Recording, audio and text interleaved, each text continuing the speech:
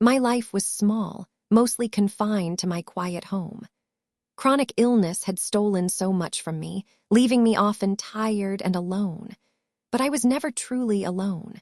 Willow, my sweet golden retriever, was always by my side. She was more than a pet. She was my lifeline, my comfort, my reason to smile. Her soft fur, her gentle nudges, her warm presence filled the empty spaces in my heart.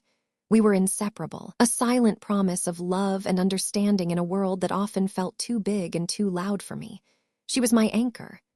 The morning started like any other, but it ended in horror. I found Willow still, lying on her side in the garden, not breathing. My heart stopped. A cold dread gripped me, squeezing all the air from my lungs. No barks, no tail wags, just an awful stillness. I knelt beside her, my hands shaking as I reached out. Her fur was soft, but she was cold, so cold. My world tilted. This couldn't be real. It felt like a cruel joke, a nightmare I couldn't wake from. I tried to wake her. I called her name, gently shook her, hoping for a twitch, a sigh, anything. My voice was a desperate whisper. I rushed her to the vet, my arms trembling. Dr. Evans was kind, but his face was grim. He confirmed what I already knew. Willow was gone.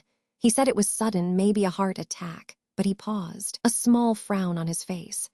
He mentioned something unusual in her system, a faint trace of something, but then he dismissed it as probably nothing. I barely heard him through my tears.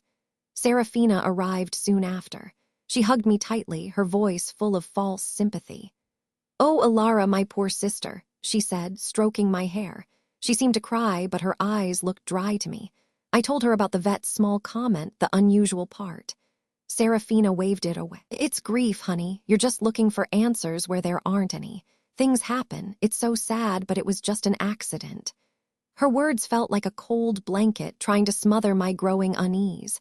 Serafina's words brought back old memories. She had always been like this. I remembered her sneering glances when Willow would nudge my hand for comfort. "Still need your little crutch," she'd say, her voice dripping with mock concern. Once, she accidentally left the gate open, and Willow almost ran off. I had been terrified. She always found ways to make me feel small, to remind me how much I depended on Willow. It was never direct, always subtle, a poisonous undercurrent. The grief was a heavy cloak, but underneath, a sharp suspicion began to prick at me. Serafina had said she was out all morning, but then she mentioned seeing the mail truck. The mail usually came much later. Small things, easy to overlook, but they nagged at me. Her comfort felt hollow, almost rehearsed. My gut screamed that something was wrong. It wasn't just a sudden accident. It couldn't be. This felt too deliberate, too cruel to be random. Later that day, I went back to the garden, drawn by an invisible thread. I walked to the spot where I found Willow. The ground was soft. Near a rose bush, I saw a small, dark object. It looked like a tiny, discarded piece of plastic, almost hidden in the soil. It wasn't mine, and it wasn't something Willow would have played with. I knelt, picking it up. It had a faint, strange smell, chemical and bitter. My hands trembled again, not from grief this time, but from a cold, creeping dread. My body ached, a constant reminder of my illness. But a new fire burned inside me. I had to know, for Willow. I started small. I searched online for the vet's unusual comment. I looked for anything that matched the strange object or the bitter smell. I knew I was physically weak, but my mind was sharp, fueled by a fierce, desperate love. I would find out what happened, no matter how hard it was, no matter what it cost me. Serafina called again. "You really need to rest, Elara," she cooed. "Let me come over and clean up. You don't need these reminders." She offered to take care of Willow's things, her tone too eager. "Maybe you need some space, away from all this." Her words felt like a cage closing around me. She wasn't trying to help, she was trying to erase. To remove any trace, any evidence. I knew then that she was not just trying to comfort me, she was trying to control me. The pieces clicked into place. The vet's comment, the strange object, Serafina's lies, her eagerness to clean up. It wasn't an accident. It couldn't have been. A cold, hard certainty settled in my heart, replacing grief with a chilling resolve. Serafina had done this. My own sister had murdered Willow, my only source of comfort, my reason for living. The realization was a shock, but it also brought a terrible clarity. I would uncover her involvement. I would find out why, and I would make her pay. The small plastic piece I found near the rose bush kept nagging at me. I carefully put it in a bag. I called Dr. Evans again, asking him to look more closely at Willow's records for that unusual trace. He was hesitant, but my calm voice and quiet desperation convinced him. He agreed to re-examine the samples. I felt a flicker of hope, a tiny spark in the dark grief that surrounded me. This was for Willow, I told myself. I had to be strong for her. I remembered Serafina mentioning the mail truck. Our neighbor, Mrs. Henderson, had a small security camera pointed at her driveway, which also caught a glimpse of our street.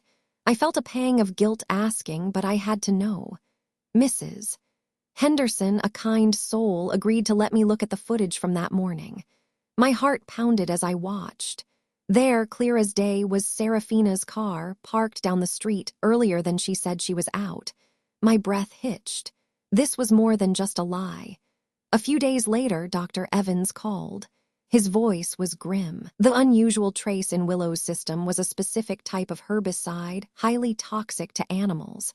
He confirmed it matched the residue on the small plastic piece I had given him. The world spun.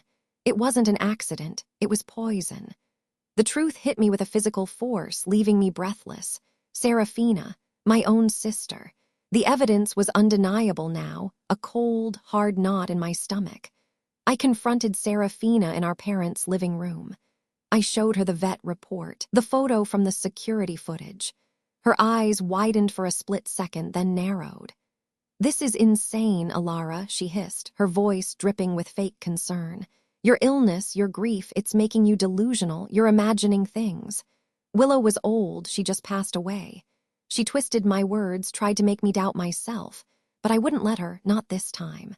I tried to explain it all to my parents, to my other siblings. I laid out the facts, the proof, but Serafina was too good. She cried, she played the victim, she painted me as unstable, obsessed because of my chronic illness and grief. My family, who had always favored her, listened to her. They told me I needed rest, that I was overreacting. Their disbelief was a crushing blow, isolating me further.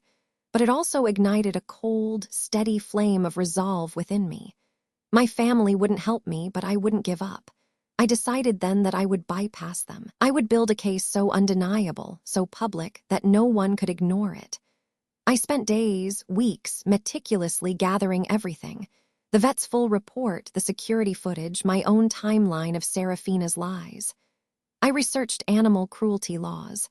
I planned how to tell Willow's story, how to expose Serafina's true, cruel nature to the world. My hands trembled, but my purpose was clear.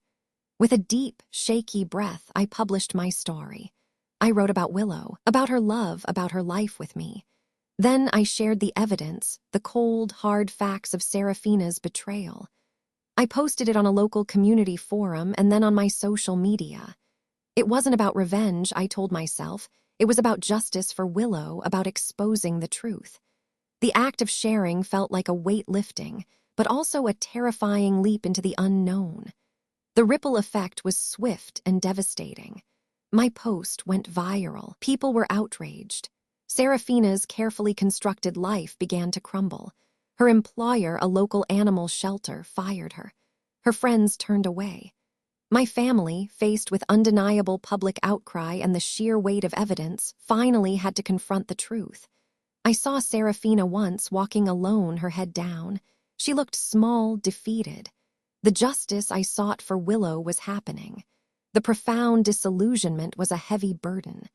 To know my own sister, my own flesh and blood, could commit such an act, it left a permanent scar. The pain of her malice, the betrayal, it was deep. But in the wreckage, I found a new kind of strength. Willow's memory became my anchor, not my crutch. I started to channel my pain, writing about animal cruelty, sharing Willow's story to help others understand the deep bond we share with our pets. It was a fragile path, but it was a path forward. Life slowly began to rebuild. The void Willow left would never truly be filled, but I learned to carry her memory with me, not as a weight, but as a light. I found comfort in advocating for animals, in speaking out against cruelty. Serafina was isolated, ostracized, a consequence of her own actions. My vindication wasn't in her downfall alone, but in my renewed strength, my determination to live meaningfully, to honor Willow's love. I was still vulnerable, still battling my illness, but I was no longer alone, no longer shattered. I had found my quiet strength,